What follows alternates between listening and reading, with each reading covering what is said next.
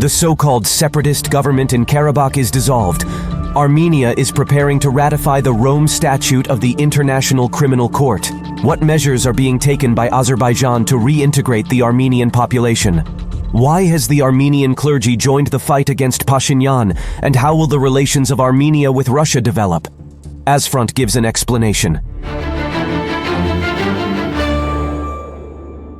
On the 28th of September, Samvel Shahramanyan, the so-called president of the abolished Armenian separatist administration in Karabakh, signed a decree on dissolving the government. De facto, this is the end of the pro-Russian separatist enclave on Karabakh territory. The former separatist leaders, including Ruben Vardanyan, Arshavir Garamyan, Levon Manatsakanyan, David Manukyan, were detained. And the separatist's so-called ex-minister of foreign affairs, David Babayan, announced that he was surrendering to the Azerbaijani authorities.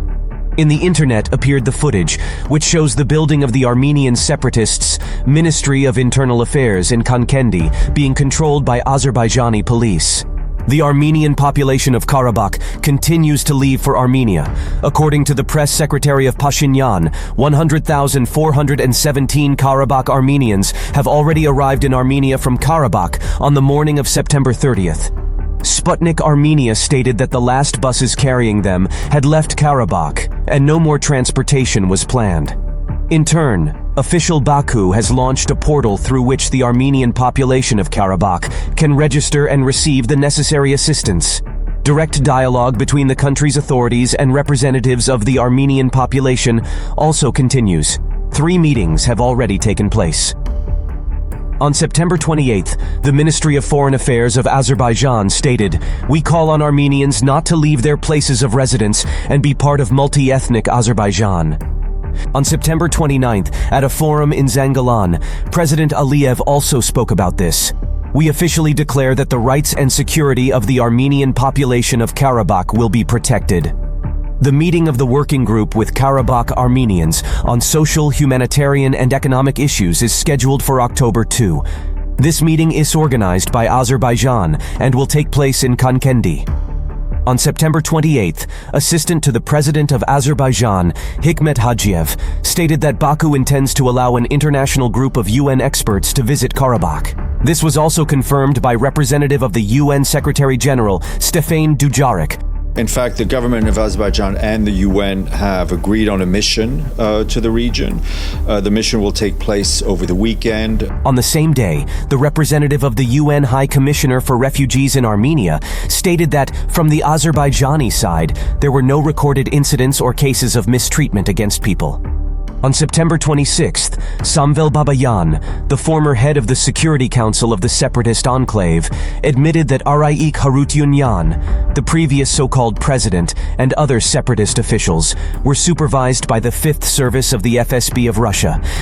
He also confirmed that Ruben Vardanyan, who held the post of the separatists' state minister, was a Russian agent. We talked about it in the last video. He was sent to Karabakh to complicate the situation. Azerbaijan would never have gone to negotiations with Vardanyan. In addition, Armen Khachaturian, a member of Armenia's ruling party, publicly admitted that Pashinyan encouraged the appointments by heads of security agencies of people who had warm relations with Russia or were former Russian military officers. Meanwhile, the pressure of the pro-Russian opposition on Pashinyan in Armenia continues. After the failure of anti-government rallies in the country that began on September 19th, according to a pro-government Armenian Telegram channel, the Armenian clergy also joined the fight against the Prime Minister. On September 26th, the head of the Shirak Diocese of the Armenian Apostolic Church, Archbishop Mikhail Ajapayan, openly called for a military coup in the country. On September 28th, pro-Russian blogger Mika Badalyan called on Armenians to unite around Armenia's 3 former presidents, Ter Petrosyan, Kocharyan, Sargsyan, and the Catholicos of all Armenians, Karekin II, to overthrow Pashinyan. Arrests are continuing in the country.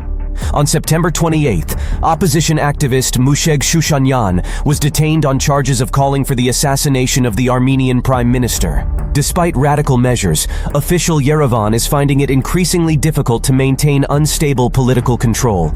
The Armenian newspaper Past reports that more than a dozen Armenian consuls in various countries have tendered their resignations, emphasizing that they are not going to work with the Armenian authorities under such shameful conditions. Meanwhile, Armenia, seeking to reorient itself towards the West, continues to aggravate relations with Russia. On September 28th, the Profile Commission of Armenian Parliament adopted a draft law on ratification of the Rome Statute of the International Criminal Court and forwarded it to the parliament. If ratified, Armenia would have to arrest Putin if he entered the country. At the same time, Armenia's representative on international legal matters stated that Armenia proposed to the Russian Federation to conclude a bilateral agreement, so in case of adoption of the statute, Russia's fears would be dispelled. A spokesman for the Russian president, Dmitry Peskov, called Armenia's decision extremely hostile towards Russia. Azerbaijani servicemen continue to find weapons and ammunition left by separatists in Kankendi, Kojali, and Kojavend.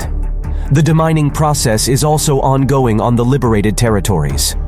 Over the past week, 293 mines were found and deactivated. According to major American and European publications, Azerbaijan, along with Ukraine, is one of the most mined countries in the world. This was reported by Town Hall, UToday, CNN, ePrima, Censor, and others. As noted by the media, the two countries can cooperate on the issue of demining, as both Ukraine and Azerbaijan are facing the problem of pro-Russian separatism. The Caucasus and Middle East is closer to Europe and US than it seems at first glance. Subscribe and click on the bell in order to be informed of the main events. See you soon.